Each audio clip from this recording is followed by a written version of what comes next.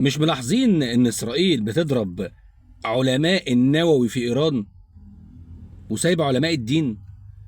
ليه؟ هي ليه اسرائيل ما بتضربش علماء الدين؟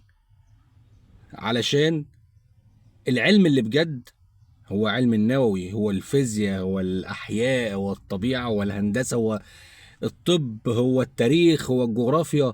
ده اللي محتاج متخصصين. انما الدين مش علم، الدين ده المفروض مطالب به الجميع.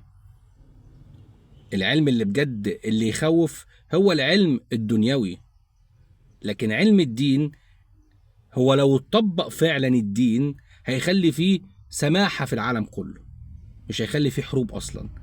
ولكن العلم اللي بيخوف، اللي بيبقى فيه تخصص، اللي بيبقى فيه انجازات حتى لو ايجابية، هو ده العلم الدنيوي.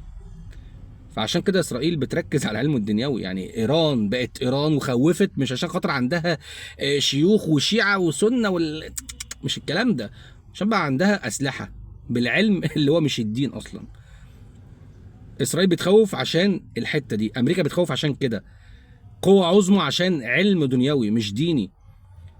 يا جماعة الدين مش علم، الدين مطالب به الجميع، ما فيهوش تخصص، وبالتالي ما بقاش علم.